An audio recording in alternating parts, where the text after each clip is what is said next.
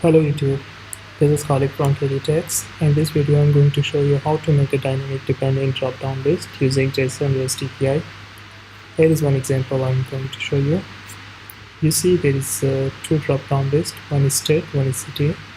So you cannot select the city until you select the state. I'm going to select the state, and then you see the city is enabled now, and now you can select the city. So it means the city is dependent on state. So in this tutorial we are using the REST API, which is coming from the internet.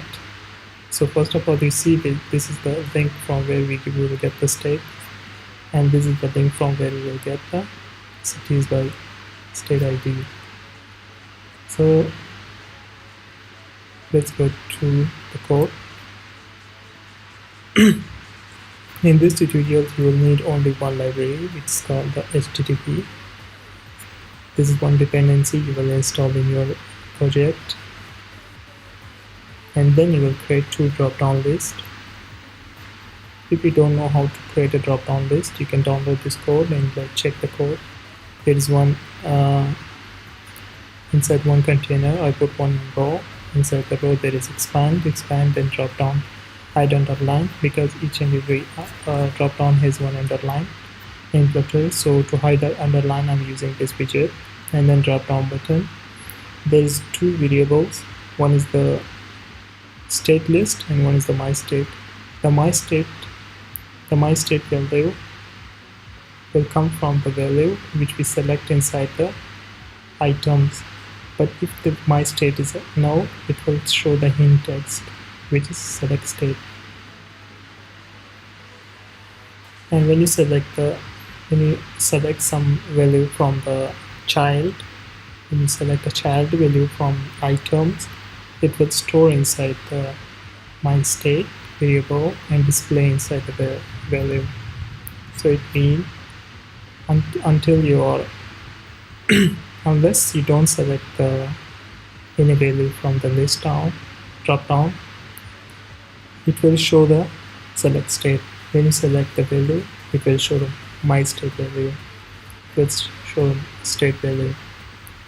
On change, it will show the state value. And I'm calling this method ignore it for now. And then there is another drop-down list which is same, which I'm using for city. And this one's for the state, and this one's for city, which is the same, using the same method, same everything. So let's go to the API callings. In API callings, first API I'm using two variables. Not variable, one is the list variable and one is the string variable. In list variable, I will store the JSON dynamic data in map format, and the state I will use only the state used to store the state ID. So this is the string URL. I'm storing the URL inside the state info URL, and then I'm using a future method asynchronous, and then I'm using the HTTP, which I already installed with my PubSpec demo, and already I will import here is HTTP, so I can use it short like http.post request, and I'm putting the URL, and then in headers I'm using the content type application. The content types you can see from here, headers, the content types. You can put this one or that one, no problem. I'm using the open URL encoded, and the encoded I am passing one parameter, which is API key. You see I am passing one parameter here to get the state. Only one parameter is there, which is API key. And then it will return a response, and response I'm decoding it. I'm decoding in JSON. For decoding and encoding, I'm using the convert dot, which is coming with each and every dot. You don't need to install any third-party dependency for this. And I'm storing it in data. And then in state list, I'm only storing the instances of the state. You see only the state list or only the state JSON. Maybe I'm storing inside the state list. And then here in items, I'm using the same state list variable. I'm using the question mark just in case the state list is coming now. And then I'm using the map function. And then I'm getting item one by one dynamically. So in child widget, I'm displaying the name. You see these names are the child data item. So when I select, it will become a value. So the selection is a value. You see I'm only returning the ID. So the value will return on change. On change it's taking only value, and value is storing inside the my state. And I'm storing the only value inside the my state. I'm printing the my state which is displaying here. and then there is another API. It's the city. Same thing, same method, same two variables. One is city list and one is my city. My city will store the value with ID, and my city list will store the name and all information.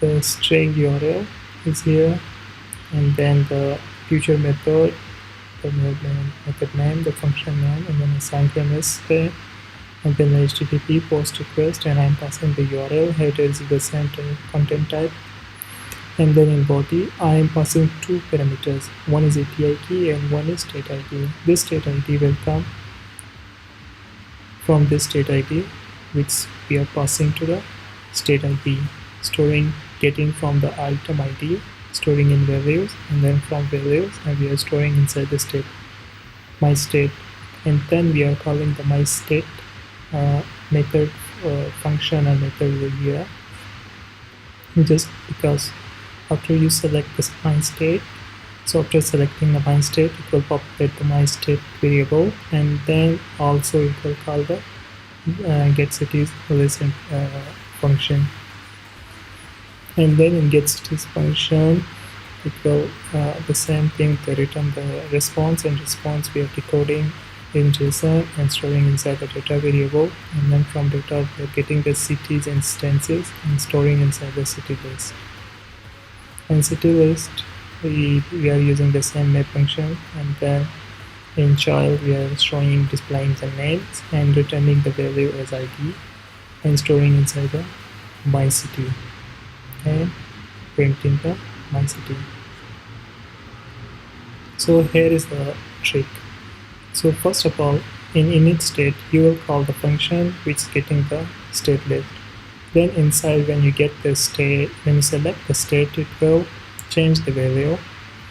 It will change the value and store inside the my state. While storing inside the my state the value, it will also call the function get cities. So to get cities, it will pass the parameters. It will pass the parameters my state, the my state value. So you see, if you see the APIs in my to get the states, we only pass the API key. To get the cities, we pass the API key and state ID. The state ID is coming from here. You see this ID. This ID we are passing here, and to get the cities accordingly. So now let me run the application again from guys. So you can see the cities you cannot select first, but on init state it's already the state. To select the states, select the state API is already called, so we can see all the states, and I'm going to select the P9 main lane, and then you will see the P9 main lane and cities are now available. See, there are two cities. There is the ID. We select the ID 1, and then 17 is the ID of city. Hope you have loved this tutorial, and if you want the code, you can find the code inside the description, and you will find this link inside the description. You can clone and use it for your own. Thanks for watching. Don't forget to subscribe to my channel. See you in the next video.